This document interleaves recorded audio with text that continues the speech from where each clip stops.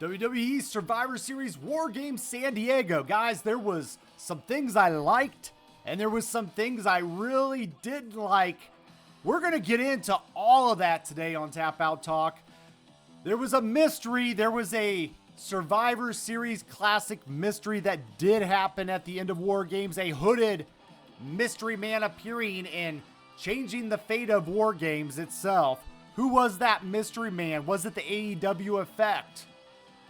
Definitely causing the end of War Games. Let's talk a little bit about that here at the top of the hour. But ultimately, I want to talk about Survivor Series. Is the concept stale? Has it wore off? We've had a lot of years, a lot of War Games. I like War Games. I really do, you guys. I enjoy the concept, but we've gotten women's War Games. We've gotten men's War Games. We've gotten so much stuff over the years. And I feel like War Games needs to freshen up its taste.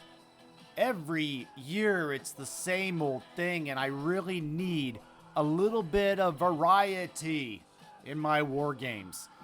I suggest to you simply traditional series, traditional Survivor Series matches, men and women's matches, which would also take care of our problems to extend the card. 4 match PLEs is just not going to do it. Or they're not going to do it in the modern era. 4 matches on a card. We could have women's and men's traditional Survivor Series elimination matches on this PLE of Survivor Series. And then the winners of those matches would go into their prospective women and men's War Game matches later in the evening. We could have some fun with that. We could, just throw in ideas out there, creative ideas. Give me some of your thoughts. I want something different at Survivor Series. Now, I say this is with creativeness. This is with WWE's direction. However, I definitely want to say the talent is doing their job with the work they're given. The talent, I like the work they're doing.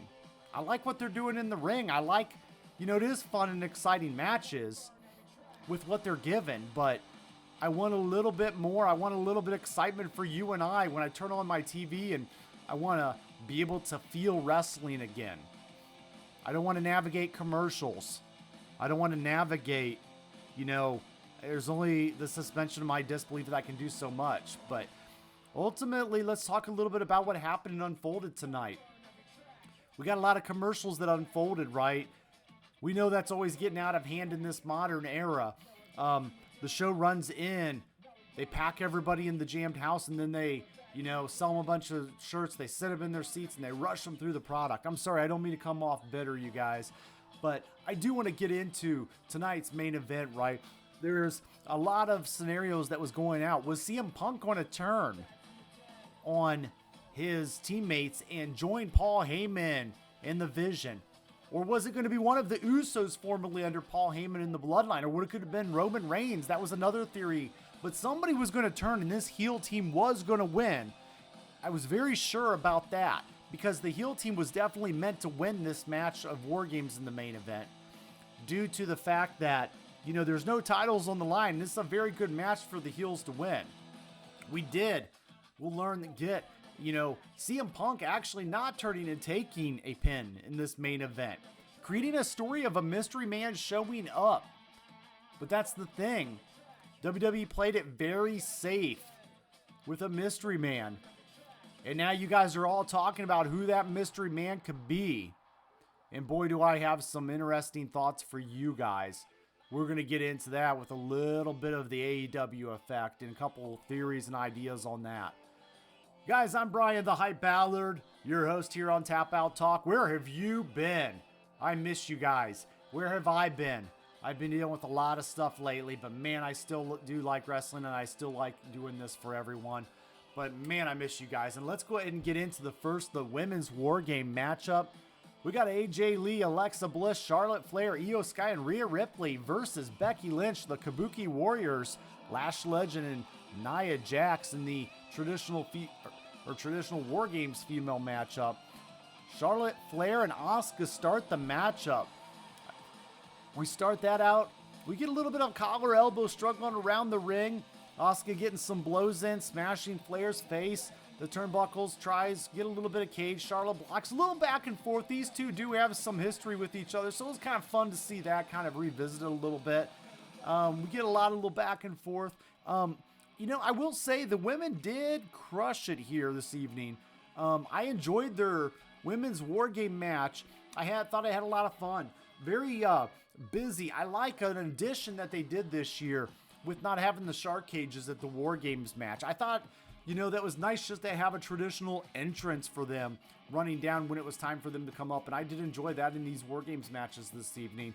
We go a little bit further, and as the clock starts ticking a little bit, we go a little bit further down, and then ultimately Io Sky is the third one out, and she has a trash can lid in her hand, and actually she has her own trash can now with Io Sky written on the side. I like that Io gets her own trash can. Io Sky has been known now for putting a trash can over her head and diving off the War Games top and onto a pile of people, and that's been kind of her signature move, and that's becoming her go-to move in War Games. And why not give her her own trash can, kind of like Mick Foley having his own barbed wire bat and things like that. So good for Io kind of giving her signature move, and why not? Anytime you can give the wrestler something to market and utilize, and it gives them an identity with a high spot, I love it. So good for Io. And so the Princess of the Sky, Io Shirai, I almost said, but Io Sky on the main event. She takes to Asuka with some corner knees and the trash can lid, and then Sky lands a drop toe hold with the diamond plate, and then the timer ticks down a little bit more. Becky Lynch is out fourth, kendo stick in hand, and then Becky, each of them bringing some weapons in a little bit at a time, escalating this matchup. Sky's getting in the tree woes, taking it to her, but Becky enters. And then they play on their history with Charlotte a little bit. Good job by the announcers with the Charlotte-Becky throwback. And many, many years have passed since they've main evented WrestleMania, the first women to do so. Also in the main event was Ronda Rousey. But Becky also grinding her down. And then out fifth is Charlotte's tag team partner, Alexa Bliss. Bliss going right after Asuka. And then ultimately goes over to Lynch and hammers her. And then working together with Flair, her teammate, they get some double team moves in. Dragon screws both on Asuka and Becky. And then they get the in duo natural selections going on. And then they get a nice big group hug. And they get the heels grinded down. And the timer ticks. And Kairi Sane is out number 6. And Sane turns the tide and gets a bright green neon chain loading on her fist. And she gets a little bit of action going on and grinds down. And then ultimately, we go a little bit further in a match.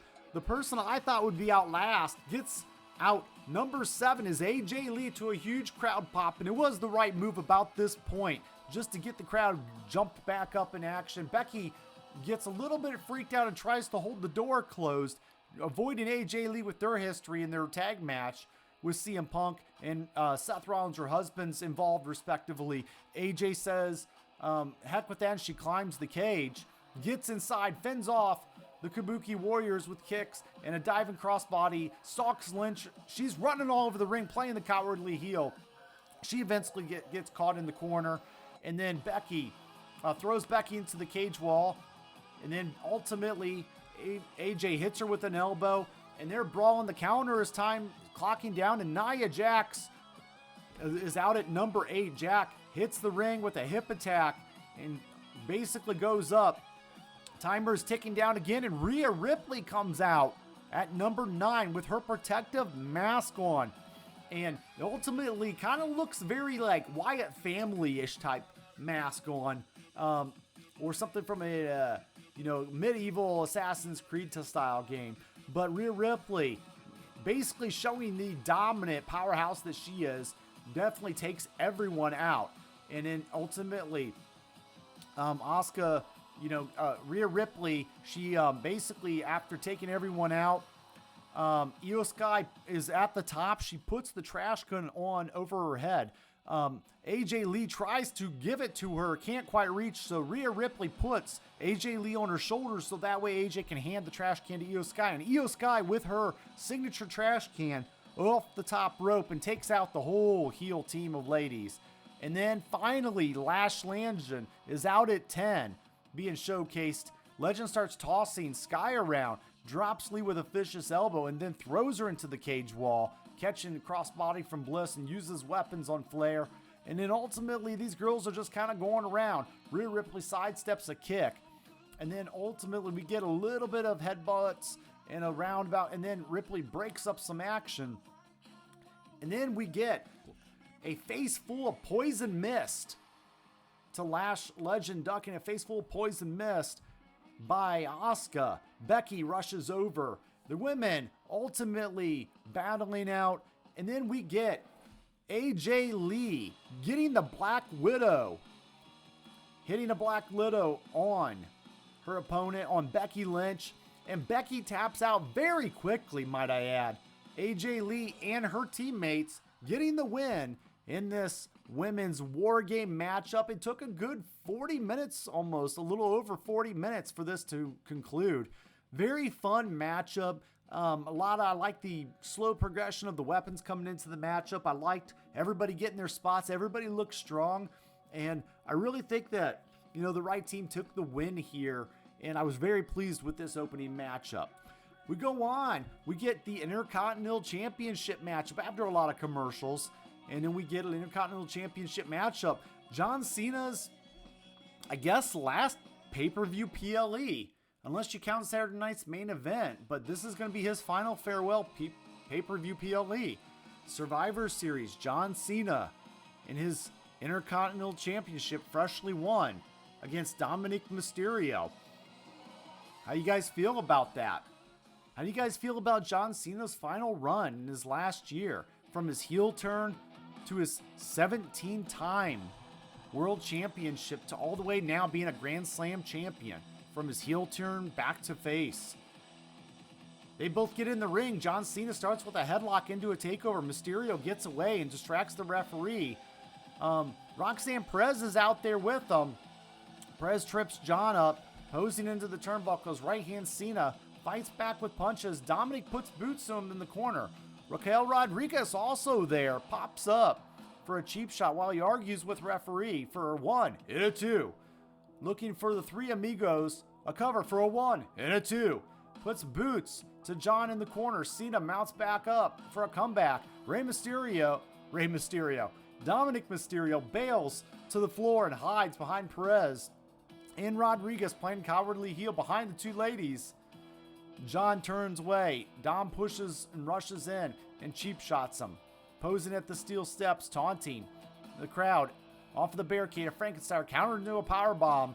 Dominic comes up clutching his shoulder. Referee checks on him. Goes back into the ring to confer with John about it before going back to the floor and calling for a medic. Referee is distracted. Raquel hits the one-arm powerbomb on John Cena in the ring, and Roxanne with a "you can't see me" and a pop rocks, putting him on with a second. And Dominic miraculously recovers, getting in the ring and hitting the 619 off of the rope in a frog splash, but the referee doesn't count the pin. And ultimately Mysterio, he gets on Mysterio for, kind of basically cheating, or at least strategy as you call it.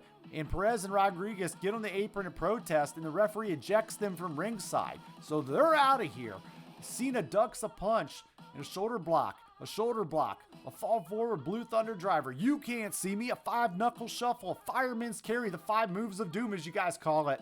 And John puts the STF on the middle of the ring. Dominic gets on the ropes and hangs for the dear life and reapplies it and unzipping his boot. Cena takes it from him, drops the toe hold, gets with a 619, a frog splash, but Cena miraculously kicks out. John gets up in a fireman's carry, the FU, that's right, it's not the attitude adjustment, it's the FU. Dominic kicks out, trading punches in the middle of the ring, off the ropes. Mysterio sidesteps, the referee hits the ground. STF applied, no referee for the count. Finn Balor, the Judgment Day, JD McDonough run down, save Dom, putting boots to Cena, and he mounts a comeback and he stacks him in the corner. Double fireman's carry and a double FU. And then Mysterio gets the title belt, lays it down. Cena ducks the belt. Fireman's carry, another FU, but there's still no referee. Liv Morgan is coming down to the ring. She's crazy. She slides in the ring as Dom struggles to get back to his feet, all smiles, but she hauls off and slaps him in the face. She jumps in this ring, and she jumps on John Cena and hugs him before dropping down and kicking him right in the groin. 619 belt shot from Liv, and on top of a frog splash as Liv Morgan gets back up and gets right on Dominic Mysterio with the pinfall with the frog splash and becoming the new WWE Intercontinental Champion once again. It looks like Liv and Dominic and Daddy Dom are back in the house at Survivor Series, taking out John Cena at his last pay-per-view PLE appearance. I don't know what to think about this one, guys. I'll be honest with you guys. I don't like it. I'm okay with, I like Liv and Dom, and Liv's crazy. I mean, you guys can explain it any way you want, right? But there's just a lot of story unwritten with Liv and Dom. And that tells me WWE didn't have anything else to do with Liv. No other interest, no other story. Couldn't give her another love interest. I don't know, no Austin Theory. I don't know. You couldn't have done anything with her, I guess. And furthermore, John Cena, I don't like the idea that, I like the idea of him a Grand Slam champion, but I would have liked him to take that into the winner of this tournament. And I would have liked the idea that the winner of this tournament getting a shot at John Cena's last match, but also getting an Intercontinental Championship match. And that doesn't necessarily mean you would have had to win the title. You could have won the title if you beat John Cena at his last match, but if John Cena would have beaten you in a heck of a match in a final showdown, John Cena maybe would have gave up the title in his last match, and then that would have opened the WWE to maybe giving the winner of, I don't know, a tournament, the Intercontinental Championship. Or maybe, they have an Intercontinental Championship tournament where the winner of that tournament faces the guy that just beat John Cena or something. You could have some fun with it, right? Or make the winner of the Royal Rumble the Intercontinental Champion. Something. We could have had a little fun with this, but instead we just kind of threw it right back at Dom Mysterio. And I think it would have meant more at Saturday night's main event if that IC title was on the line. Even if you had like a Gunther versus John Cena, and that could have went either way, either putting Gunther over, or that could have been, John Cena winning and then giving that title up back to the WWE company. And then that title could have, went back in circulation. So that's ultimately where I think. I did not like the idea that they just hot potatoed this, and I'm okay with John getting a Grand Slam. He deserves the status, but at the end, I don't know. I would have made Dominic do something different to earn this, even if it was, going the roundabout way. So that's where I'm at with it. Let's get into the Women's World Championship. Up-and-comer that I definitely like, Stephanie Vaquer, and the WWE is getting behind, and they, I like what they're doing with her. They're giving her the Rhea Ripley treatment. Stephanie Vaquer, definitely the up-and-comer of the WWE Women's Division. They're replenishing. They're in the mode of replenishing these stars. They've got Rhea Ripley, and they're keeping Stephanie Vaquer away from Rhea Ripley, and they're building her up to be something special, and I like it. So right now, what do? You build her up and have her beat some legends, and that's what the WWE did here today. They took Nikki Bella. They had her befriend her. They had her then go, and they had her not just befriend her, but then betray her. And then they said, hey, you should fight her because Nikki is desperate and Nikki wants back on top. And that's what you guys got here. You got a matchup with some one leg drops and some headbutts. and, some corner slaps. It was a shorter match. You got some devil's kisses, which, is a little nice sexy move that, Stephanie does if you haven't seen it. And she did that on the announcer's table, and she also did that in the ring. I'm going to give you just some quick highlights, right, like that. But ultimately, she does that, and at the end, it is Stephanie Vaquer that does get the win in this matchup and retains her title, and it is the right move. She wins by pinfall with the spiral tap, retaining the women's championship over Nikki Bella, and that is 100% the way to go with this. This matchup highlights that women's title. It builds her up and continues her dominant force. And someday she is going to run into Rhea Ripley, maybe even years down the road, and that's going to be a fun interaction with those two when they see it go down. But in the meantime, keep building her up. Speaking of building up, we're always building up the community over on Twitter at Bryan Atkins, at the fans of ProWrestling.com. Check us out on that webpage. Also, we got those YouTubes over there.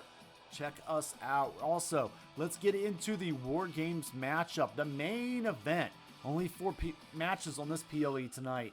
But again, this is the mystery of the night. We got Brock Lesnar, Drew McIntyre, and The Vision versus CM Punk, Cody Rhodes, and the Bloodline. We'll just keep it short and call it that. You know who they are.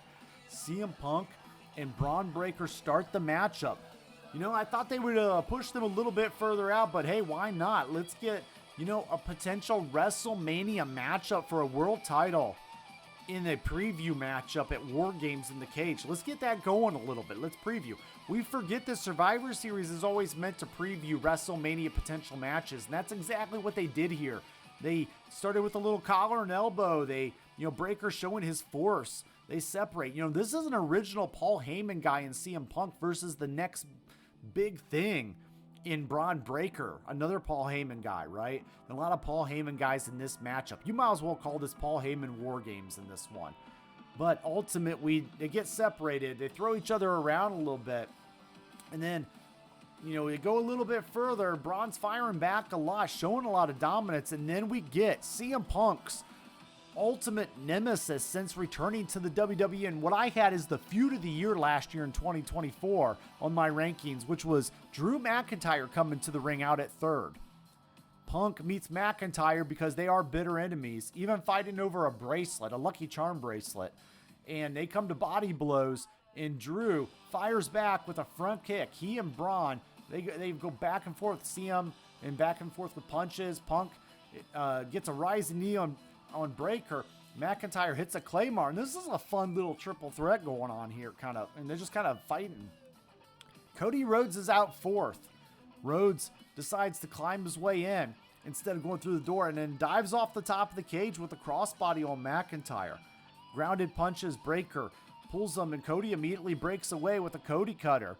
And then ultimately we get a little bit of Punk on the ropes. There's Cody directing traffic with an electric chair, a doomsday device on Breaker, and then out comes a little bit of a highlight reel. Logan Paul out fifth. He's a human highlight reel, guys.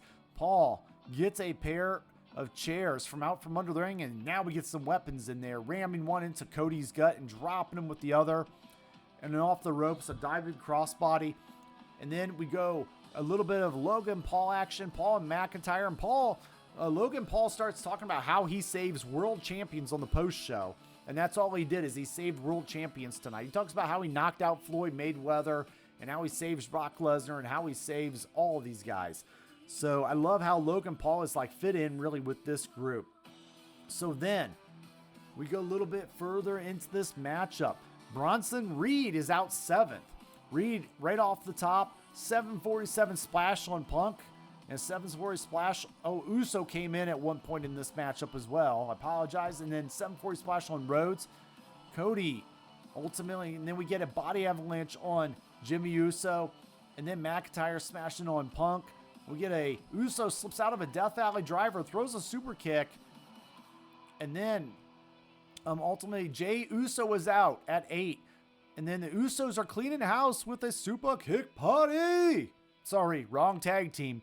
But we get a 1D on Logan Paul. And Jey runs it back with a countdown ticker. And then out is the beast incarnate, Brock Lesnar. Lesnar comes in throwing superplexes left and right, and now we get the Brock show. I knew Brock would be one of the last ones out there just because of stamina, endurance, and we know Brock likes a short match. So then, Brock is out there. We get some F5s on Jimmy Uso, one on Punk as well, one on Cody Rhodes. It's raining down. There's an F5 all over the arena there. And then Roman is coming down at 10. Brock Lesnar goes out of the cage to meet Roman to cut him off at the pass. But Reigns comes down the ramp and hits him with a super punch. And he lands a clean one and hits him right there. And then they go through the announcer's desk and back inside.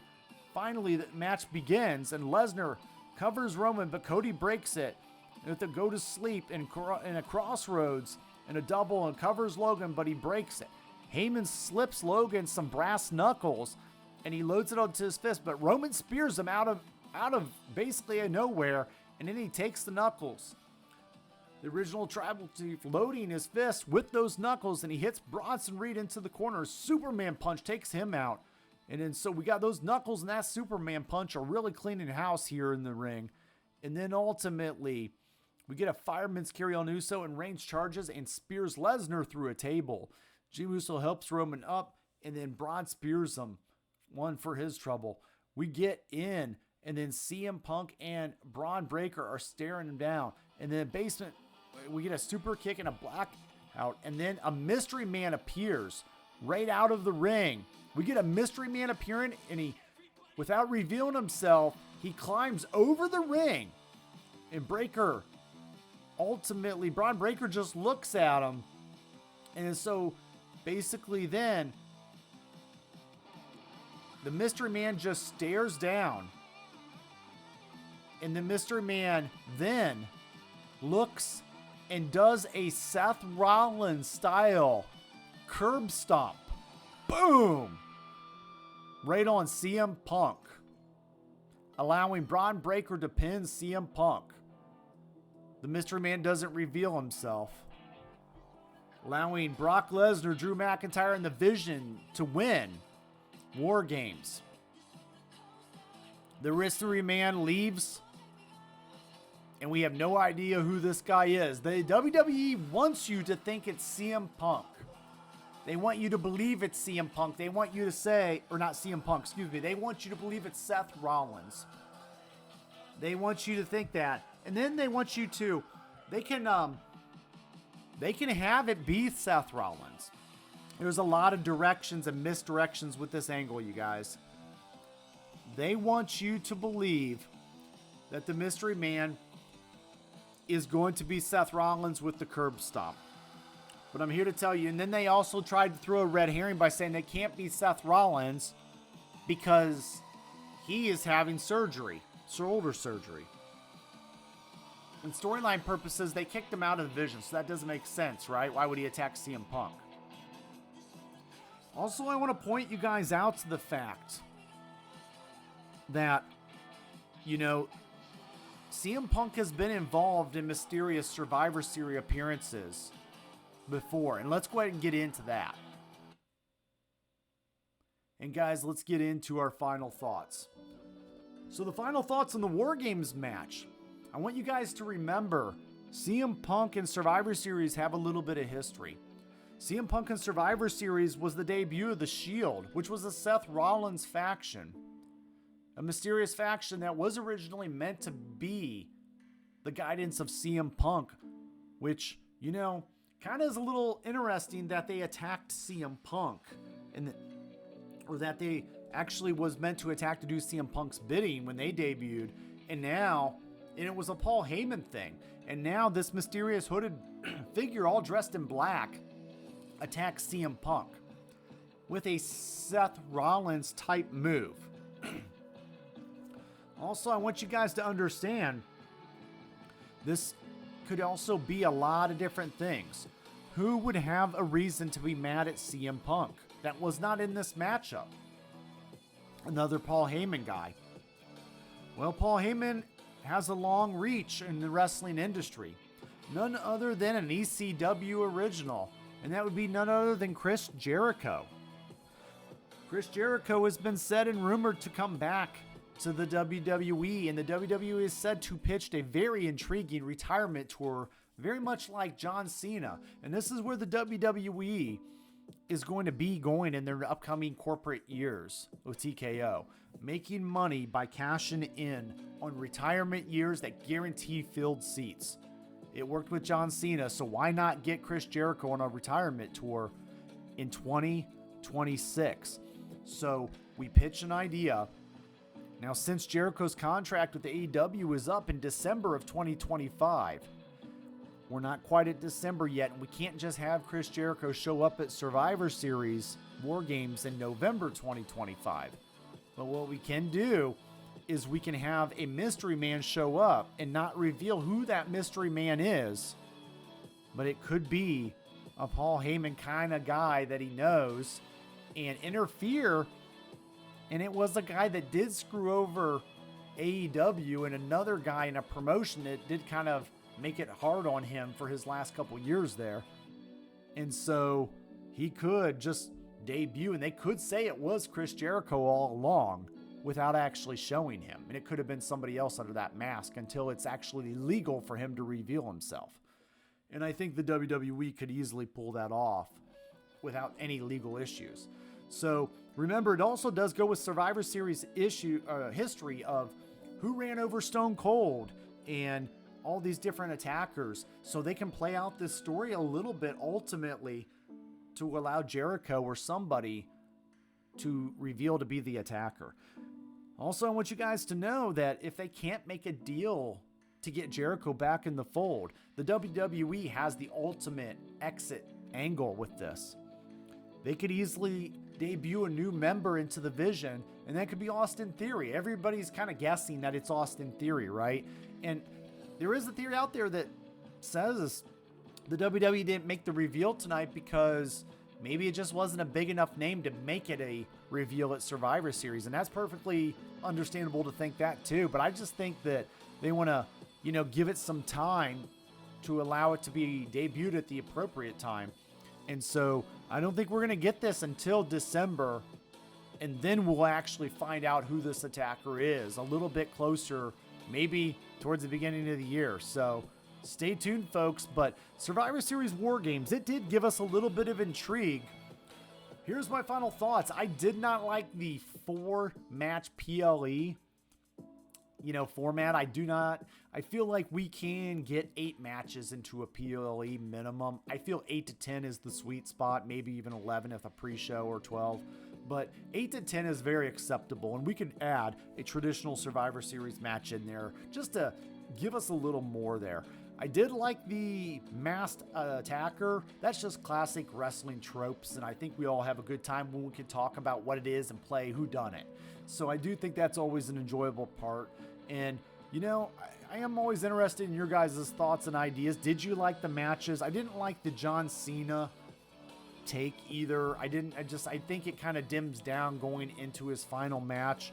But either way, obviously I'm going to be there for, Saturday night's main event. And I hope you guys are too, because, this is our last chance to honor and celebrate, one of the true Babe Ruths of professional wrestling. So I'll see you guys in a couple weeks at Saturday night's main event. But until then, enjoy all things wrestling, be safe, and I'm out.